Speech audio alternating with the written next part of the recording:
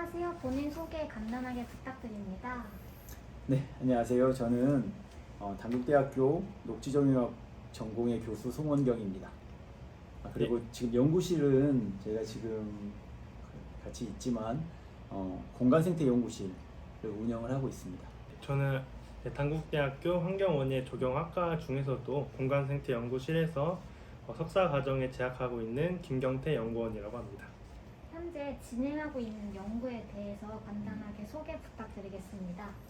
네, 지금 저희가 이 유튜브 채널을 운영을 하고 있는데 이 채널에서 소개하고 있는 과제는 환경부에서 2019년부터 2022년까지 그러니까 올해까지 4년 동안에 진행하고 있는 도시생태계 회복력 향상 기술이라고 하는 과제이고요. 이 과제는 정식 명칭은 조금 더 길긴 한데 바이오 플러스 시티 구현을 위한 도시생태계 회복력 향상 기술이라고 하는 것으로 과제 제목이 되어 있고, 이 과제를 통해서 도시생태계의 회복력을 어떻게 하면 높일 수 있을지를 고민을 하고 있고, 이러한 성과들이 여러 개의 프로젝트가 모여서 도시생태계를 건강하게 좀 조성해보고 관리해보자라고 하는 과제라고 생각하면 될 것 같습니다. 이 과제는 환경부, 구체적으로는 KEITI라고 하는 기관에서 발주되어서 운영되고 있는 과제입니다. 현재 진행하고 있는 프로젝트의 필요성은 무엇이라고 생각하시나요? 아까 과제에 대한 소개에서 이야기를 했던 것처럼 도시 생태계라고 하는 곳이 생각보다 많은 자연적인 요소가 남아있음에도 불구하고, 그렇지만 사람이 어떻게 하면 쾌적하게 살 수 있을지를 염두에 두고 도시가 만들어져 있다 보니까 도시 생태계는 생각보다 많이 교란되어 있고 또 취약하기도 하고, 또 이 과제의 제목과도 관련이 되어 있지만 회복력 또는 회복 탄력성이 이렇게 높지 않은 공간이라는 것을 다 이해를 하고 있습니다. 그래서 그러한 공간에서 어떻게 하면 자연적인 요소를 좀 극대화하고 자연 스스로의 힘으로 도시 생태계가 조금 더 그 자연 순환의 기능 또는 다양성이나 또는 자립성 같은 생태 공간으로서의 기능을 잘 유지할 수 있을까에 대한 것들을 고민을 하고 있고요. 그것들을 향상시킬 수 있는 기술이 필요한 것도 사실입니다. 이 과제는 어떻게 보면 세부 기술들을 개발하는 다양한 요소의 기술을 개발하고 그것들을 하나의 패키지로 묶어가지고 도시생태계에 적용해보고자 하는 데 목적이 있고요. 어떤 다른 이미 소개되어 있는 자료에서도 많이 보셨을 수도 있지만 어떤 옥상 녹화 기술이라든지 또는 벽면 녹화나 또는 그 도시의 그 분산형 물 관리 기술이라든지 이러한 다양한 요소의 기술, 거기에다가 어떤 생태적인 서식 공간이 결합될 수 있는 인공새집이라든지 또는 곤충 호텔이나 이런 것들을 요소에 도입을 해서 도시의 생물 다양성과 또는 도시 환경의 이런 순환적인 것들을 같이 고려할 수 있는 이러한 패키지 기술을 개발하는 게 바로 이 과제의 핵심입니다. 그래서 그 과제를 진행하는 데 있어서 어떻게 하면 도시가 이렇게 회복 탄력성을 높일 수 있는지를 염두에 두고 있기 때문에 이러한 것들은 연구 파트에 다양한 학교가 연계가 돼서 그러한 효과를 정량적으로 평가하고 있고 그것을 유지 관리하는 것까지 과제가 연계되어 있다고 볼 수 있습니다. 그러면 주로 어떠한 방법을 활용해서 연구를 진행하시나요? 간단하게만 제 인트로만 먼저 해보면, 저희 연구실에서는 지금 하고 있는 게, 지금 여기는 김경태 학생이 주도를 하고 있고 저희가 많은 고민을 했습니다. 고민을 하는데 이런 다양한 기술들이 도입되면 당연히 효과가 있고 좋겠지만 이 도시를 살고 있는 건 결국 또 시민이기 때문에 좀 더 시민이 적극적으로 도시의 긍정적인 어떤 생태적인 기능 향상을 위해서 노력하고 또 그것들이 상호 작용을 하면서 좀 시너지 효과를 일으킬 수 있는 게 어떤 길이 있을까라는 걸 고민을 하다가 시민과학이라는 것들을 하나의 주제로 삼았어요. 연구 주제로. 그래서 이 시민과학을 좀 적극적으로 도입을 해서 도시의 문제를 좀 효과적으로 해결할 수 있지 않을까라고 고민을 하고 있고, 실제로는 작년부터 제가 기업에서 진행을 하고 있지만 올해 어떤 것들이 진행되고 있는지는 지금 경태군이 잠깐 소개를 해드리도록 하겠습니다. 네, 그래서 일단 회복력 과제에서 저희 단국대학교 공간생태연구실이 담당하고 있는 프로젝트를 크게 말씀드리면 도시 생태계 내에서 회복력 향상이나 뭐 생물 다양성 증진을 위해서 시민들이 직접 체감하고 느낄 수 있는 이런 시민과학 프로젝트들이 진행되고 있는데요. 그 중에서도 전국을 대상으로 시민들이 인공새집을 직접 설치하고 주기적으로 관찰하면서 이러한 과학 자료들을 수집하고 연구실에서 이러한 자료들을 분석하는 활동을 현재 진행하고 있습니다. 그래서 이러한 인공새집 모니터링 프로그램 같은 경우에는 올해 2022년도에만 약 700개 이상의 새집이 전국에 설치돼서 지금 관찰이 진행되고 있고요.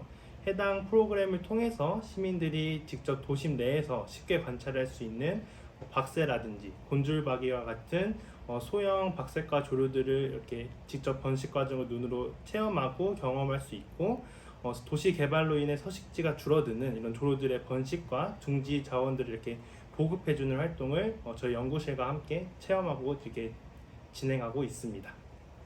저희가 그 인공새집이라고 하는 것을 하나의 수단으로 삼았던 건 도시가 아까도 말씀드렸던 것처럼 생각보다 많이 교란되어 있고 인간 중심의 공간임에도 불구하고 가끔 공원을 산책하거나 또는 뭐 도심에서 어떤 녹지 공간에 머무르다 보면 작은 새들을 심심치 않게 관찰할 수가 있습니다. 그리고 직접 눈으로 목격할 수도 있고 소리를 들을 수도 있고요. 그런 경험들이 많이 있으실 거라고 생각을 합니다.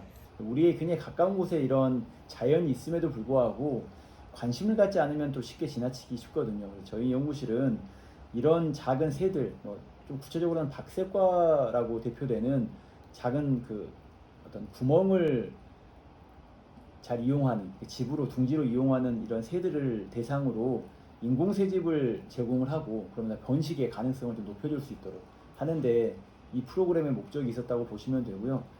근데 제가 이제 좀 그 경태군하고 이렇게 김경태 학생하고 진행을 하면서 저희가 많은 뭐 시행착오도 있었고 고민도 많이 있었는데 굉장히 많은 인공새집을 배포하고 모니터링하는 과정에 있어서 뭐 어떤 경험이었습니까? 그게 경태군한테는? 기존에 이런 시민과학 활동을 하기 전에는 인공새집을 저희가 직접 관찰하고 이런 거를 모니터링 활동을 연구실 내에서만 했었습니다. 그때는 일주일에 한 번씩 관찰하는 활동이어도 최대 50개 정도만 관찰할 수밖에 없었는데, 시민들과 함께 소통하면서 이러한 인공새집 관찰 프로그램을 진행하다 보니까 대상지도 저희가 감당할 수 있는 부분에서 더 전국으로 이렇게 확대할 수 있었고, 인공새집의 수량 같은 경우에도 30개에서 50개에서 점점 늘어나가지고 지금 700개 정도를 함께 관찰하고 있는 부분에 있어서는 시민과학의 좀 큰 메리트라고 생각하고 있습니다. 또 시민하고 이렇게 소통을 하다 보니까 시민분들도 이 프로그램에 참여하는 것들을 굉장히 좋아하신 경우가 있더라고요. 특히나 이제 지금 카페를 운영해가지고 그 안에서 네이버 카페를 통해서 상호작용을 하고 있는데, 소통을 하고 있는데 굉장히 적극적으로 잘 참여하시는 분들이 굉장히 많습니다. 어떻습니까? 카페는 지금? 일단 초창기 카페의 모습을 보면 조류에 있어서 되게 흥미가 크게 없으셨던 분들도 주변에 이제 산책을 했을 때도 저거는 박새라든지 곤줄박이라든지 이제 새들의 이름에도 관심을 갖기 시작하셨고, 인공새집을 이렇게 관찰하면서 주변에 이런 환경에 대한 부분에도 관심이 많이 생기셨다고 카페에 글을 많이 올려주고 계십니다. 이런 부분을 봤을 때 이러한 프로그램에 참여하면서 시민분들의 인식이라든지 태도도 많이 변화하는 것 같고, 이런 부분에 있어서 저희가 설문조사도 함께 병행하고 있어서 좀 다양한 자료를 한번 수집하고 있습니다.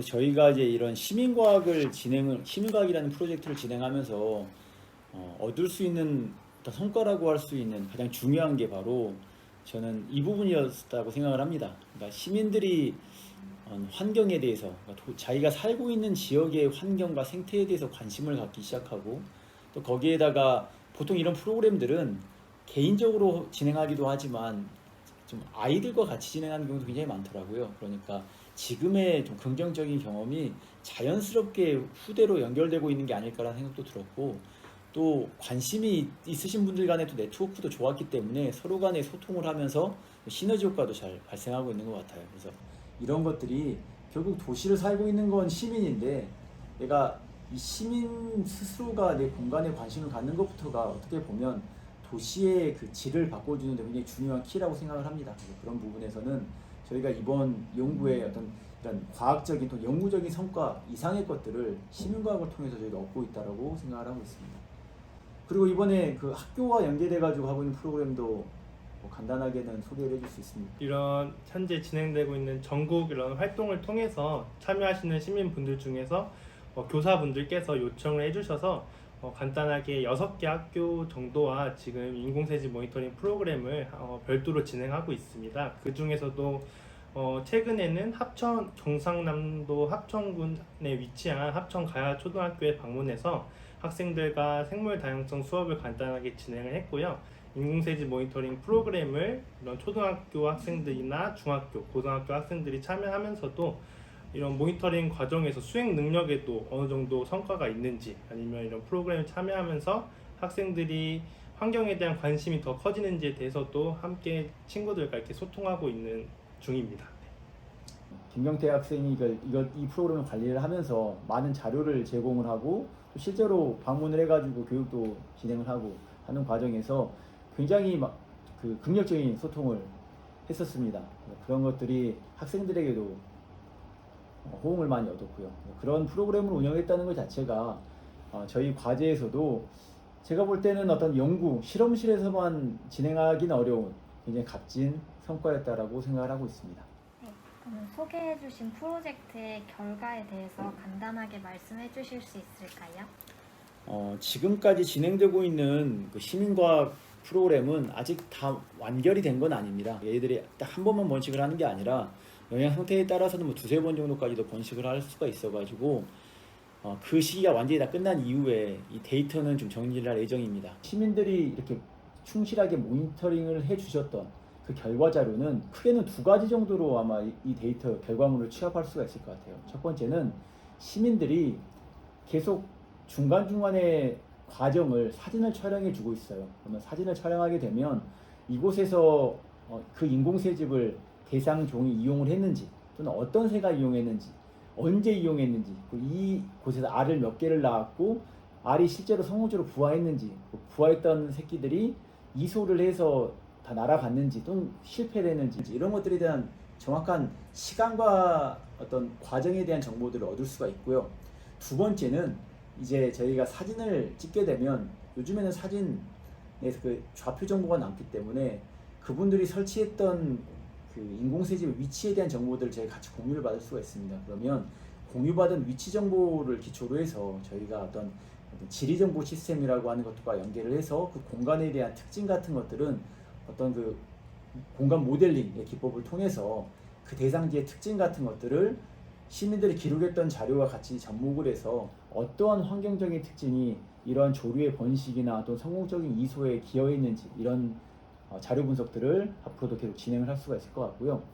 작년에 대략 시험 연구를 한 적이 있었잖아요. 네, 맞습니다. 혹시 좀 얘기해 줄 수 있는 예상되는 결과가 있습니까? 작년 같은 경우에는 올해와 달리 수원시 내에서만 간단하게 200개 정도의 인공새집으로 관찰 활동을 진행하였고 번식이 마무리되었습니다. 그때 같은 경우에는 200개 새집 중에 50개 정도에서 번식이 되었던 것을 확인할 수 있었고요. 번식했던 둥지에는 앞서 말씀드렸던 것처럼 박새라든지 곤줄박이와 같은 박새과 조류들이 주로 인공새집을 이용하였고, 시민들이 촬영해 주신 이런 이미지를 통해서 언제 인공새집의 둥지 재료가 처음 이렇게 들어왔고, 산란한 알들은 몇 개이고, 성장한 새끼들이 언제 이렇게 둥지를 떠났는지에 대한 이런 시간적인 부분도 확인할 수 있었고요. 현재 지금 전국 단위로 진행되고 있는 프로젝트에 대해서 간단하게 말씀드리면 한 5,500건 정도 지금 데이터가 기록되고 있습니다. 그래서 수도권부터 중부지방, 남부지방을 넘어서 제주도에서도 인공새집 관찰 활동이 진행되고 있기 때문에 올해에도 시민분들이 지속적으로 이런 관찰 활동이 이어진다면 좀 더 좋은 결과가 나오지 않을까 생각하고 있습니다. 이제 내용을 좀 정리를 해야 될 것 같아요. 정리하는 것으로 좀 정리를 해보면, 저희가 시민과학보다 이 과제 회복력 향상 기술에 대해서 좀 더 돌아가 보면, 도시를 어떻게 하면 회복력이 높은 도시로 만들 것인가, 공간을 만들 것이냐라고 하는 핵심에는 저는 한 2가지가 같이 맞물려서 돌아간다고 생각을 합니다. 하나는 적지적소의 효과적인 기술이나 어떤 제도를 도입해가지고 이걸 잘 유지 관리해내는 것이라고 할 수가 있고, 2번째는 그러면 그 유지 관리를 어떻게 하면 잘 해낼까에 대한 것을 조금 더 한 가지를 더 쳐보면, 그러니까 기술을 단순히 적용을 잘하는 것도 중요하지만 이게 잘 유지될 수 있도록 해야 되는 것도 중요하거든요. 그 핵심에는 바로 시민의 역할이 있다고 생각을 합니다. 물론 지금의 기술 개발, 기술의 발전 수준으로 생각하면 이게 그냥 IT 기술로도 많은 부분이 커버가 될 수도 있습니다. 예를 들어서 저희가 아까 소개했던